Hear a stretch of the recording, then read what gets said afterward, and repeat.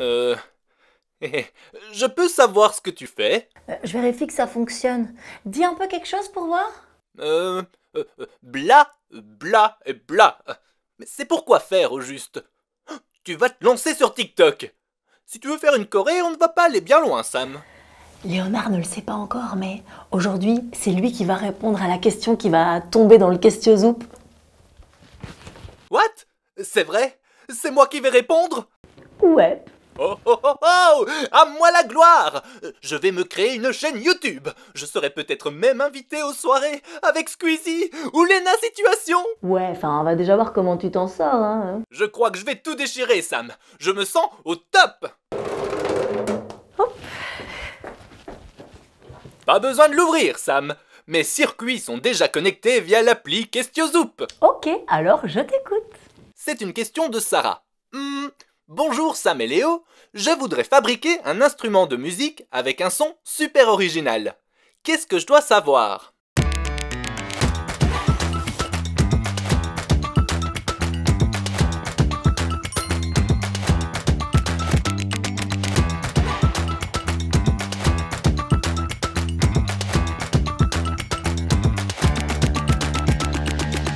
Bon, eh bien, on va commencer nos recherches.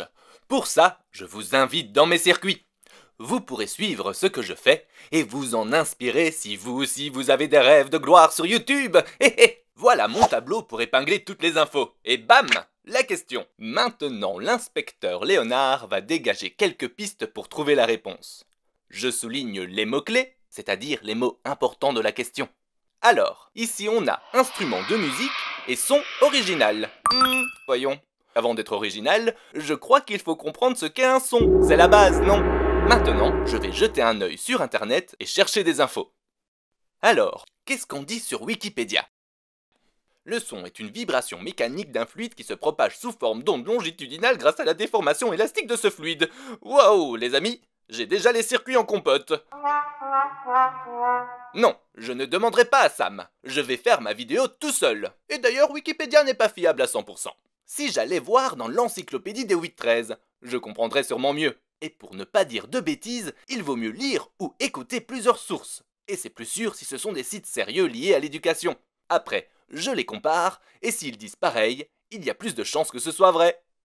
Alors, je vais lire les autres sources et continuer à stabiloter les idées importantes.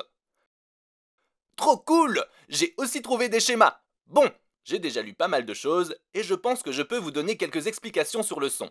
Mais pour ça, je vais avoir besoin de l'aide de Sam. Sam! Sam! Oui? C'est le moment de faire l'expérience qu'on a répétée. Tu peux aller chercher les ustensiles à la cuisine? Oui, j'y vais.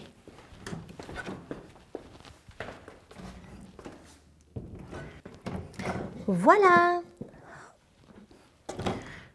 Alors, je mets ça là, ça va comme ça? Ce sera parfait. Alors maintenant, tu mets les grains de riz sur la casserole avec la membrane. Et tu peux y aller!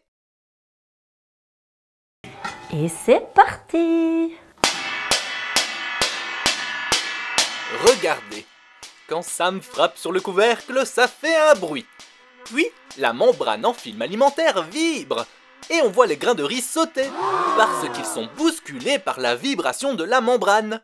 Ça, c'est parce que le bruit, c'est de l'air qui vibre, et ça forme une onde. Un autre exemple d'onde, c'est quand on jette un caillou dans l'eau. On voit l'onde qui se propage, et après quelques vagues, les molécules d'eau reprennent leur place. Avec les vibrations de l'air, c'est un peu pareil. Quand l'onde sonore se propage dans l'air, vous voyez ici ce qui arrive aux molécules d'air. Elles vibrent. Ça veut dire qu'elles font des allers-retours, et à chaque allée, elles poussent les suivantes. Elles exercent une pression dessus, puis elles repartent en sens inverse et se relâchent. Après quelques allers-retours, elles retrouvent leur place initiale. Surprenant, non? Visuellement, on représente une onde sonore comme ceci. L'onde fait des allers-retours, et elle en fait plus ou moins en une seconde. Le nombre d'allers-retours secondes d'une onde, on appelle ça la fréquence de l'onde, et elle se mesure en hertz.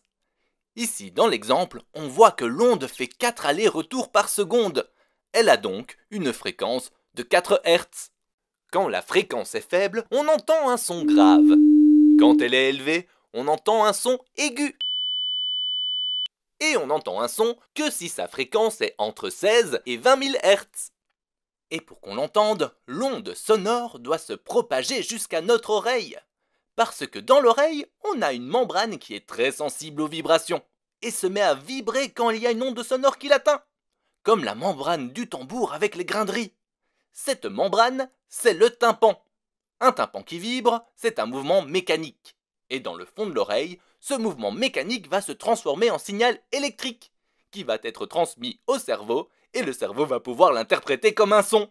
Et bingo! On entend ce son! Youhou! Je voulais encore vous expliquer quelque chose, mais... Ah là là, j'ai oublié. Vite, mes notes! Ah oui, c'est ça! Quand on met le volume, et que les voisins ne sont pas contents, c'est à cause des décibels. Vous en avez déjà entendu parler, non? En fait, ça correspond à l'amplitude de l'onde, et pour nos oreilles, ça change tout. À 0 décibels, on n'entend rien. À partir de 130 décibels, on a mal aux oreilles. Entre 0 et 90 décibels, la vie est belle! Hé hé hé! Maintenant, j'espère que vous avez tout capté sur le son, et aussi sur la façon dont j'ai mené l'enquête sur ce sujet. Ce que vous n'avez pas vu, c'est qu'après avoir fait mes recherches, j'ai pris pas mal de temps pour écrire le script de tout ce que je voulais vous raconter. C'est pour mettre mes idées dans l'ordre et être sûr de tout décrire de la meilleure façon possible. Comme ça, j'ai l'air d'un petit génie. Mais revenons à la question de Sarah. Donc, Sarah, tu veux fabriquer un instrument qui fait un son original. Pour te répondre précisément, j'ai pensé qu'on pourrait faire une petite excursion au musée des instruments de musique.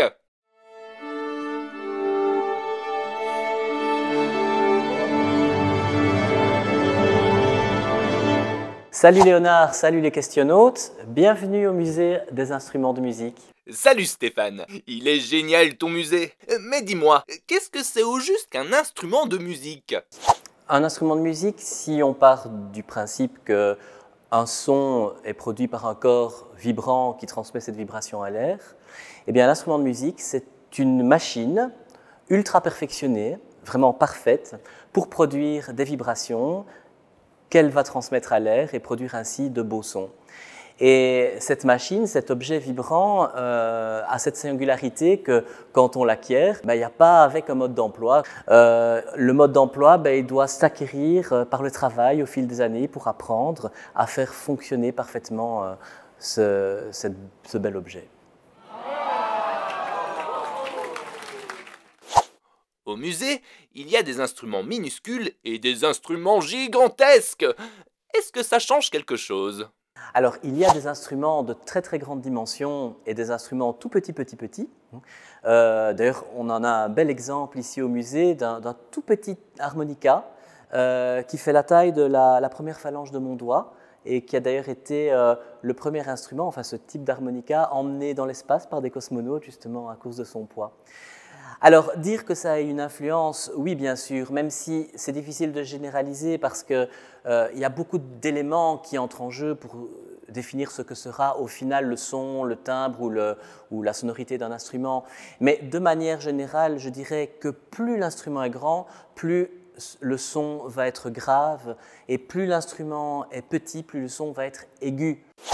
Et y a-t-il autre chose qui influence le type de son que va sortir un instrument ? Alors, il y a beaucoup de choses qui influencent la sonorité finale de l'instrument. Déjà, si la vibration est produite par l'air, par une corde, par une membrane ou par le corps de l'instrument lui-même, premièrement. Si on prend l'exemple d'un instrument à cordes, si la corde est frottée, si la corde est frappée, si la corde est pincée, elle va évidemment réagir complètement différemment et émettre d'autres types de fréquences. Donc tout ça va définir le son et le timbre d'un instrument parce que le timbre, donc, c'est la couleur du son. C'est ce qui fait qu'on va reconnaître que c'est plutôt un violon qui joue plutôt qu'une flûte, par exemple, qui va permettre de reconnaître ma voix par rapport à celle d'une petite fille, par exemple. C'est ça le timbre, c'est la couleur du son. Wow! Et si j'ai envie de fabriquer une trompette, je peux la faire avec n'importe quoi? On a démontré, il y a une centaine d'années, par différentes expériences, que la matière n'est pas si importante. Si elle est en fer, si elle est en cuivre, si elle est en pierre ou même en fromage, on a construit des trompettes en fromage, ça sonne très très bien. Donc c'est surtout pour les instruments de la famille des cordes que le matériau a une importance. J'adore ce musée et j'y ai trouvé plein d'inspiration pour toi, Sarah. Et tu sais, Sarah, il y a des gens dont c'est le métier de créer des instruments de musique.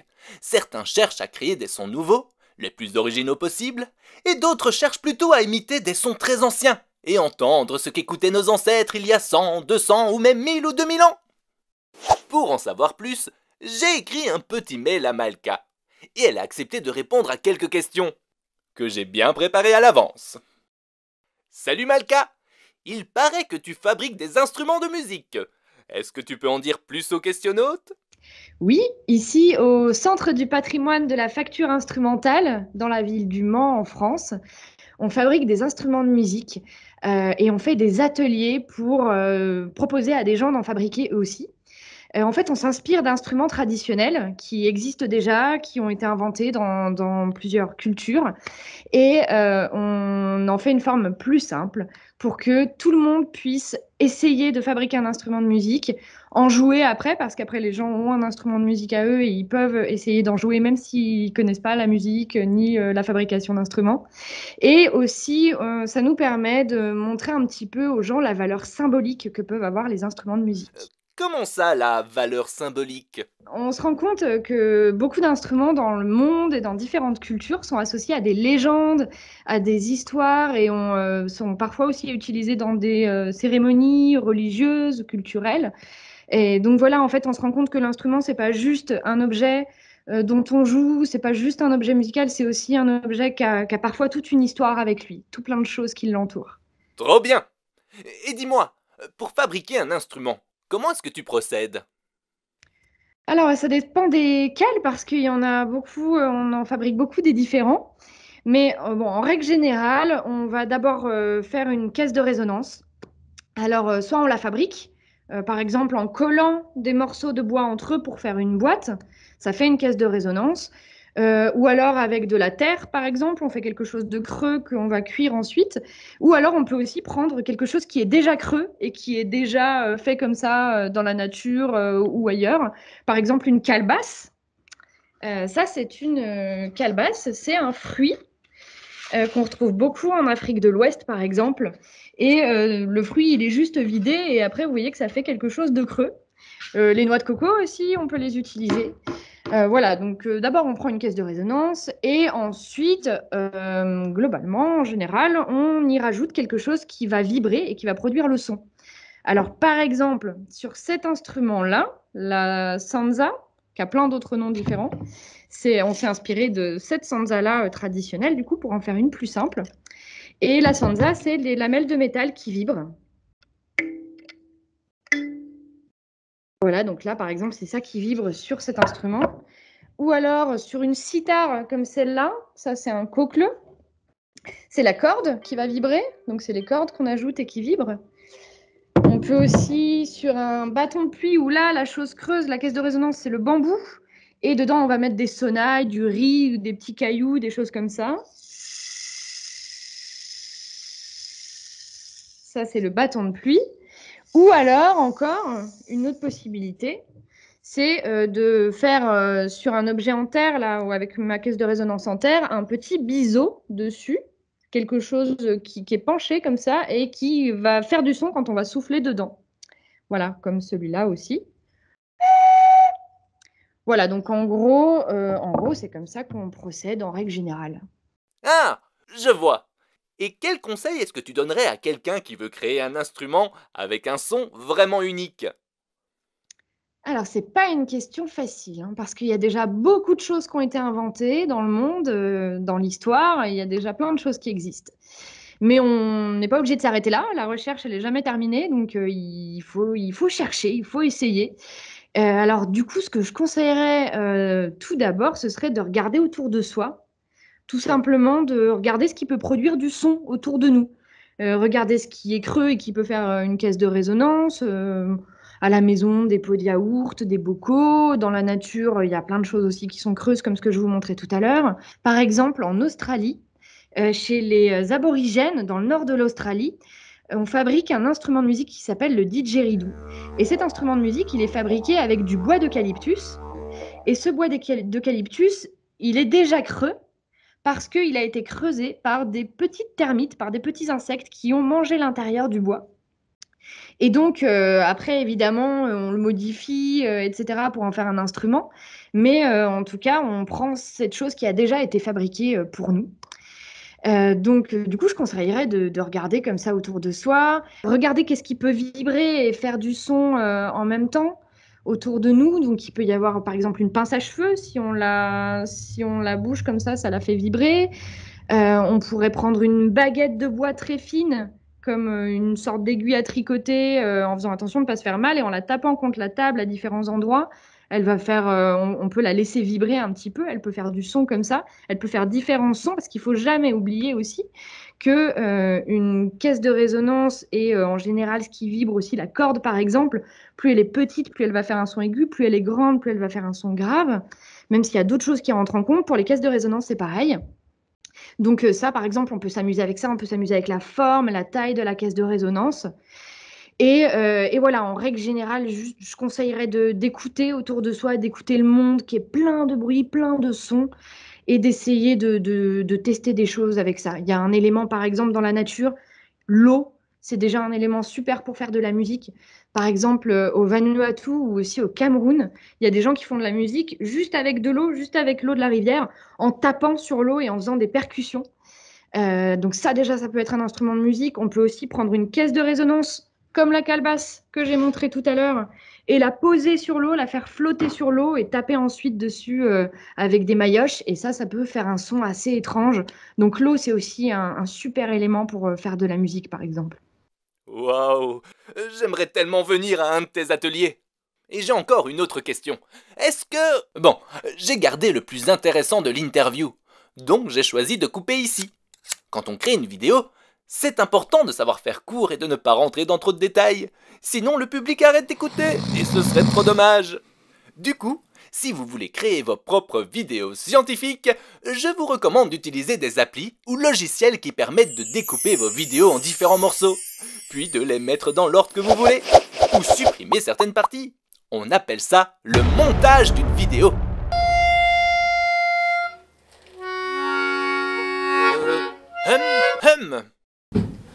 Et voilà les questionnautes. Je viens de réaliser ma première vidéo et j'ai hâte de la mettre en ligne.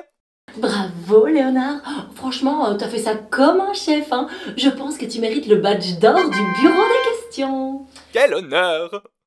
Et maintenant, à vous de jouer les questionnautes. Je suis sûr que vous trouverez de chouettes sujets pour vos vidéos scientifiques. À bientôt!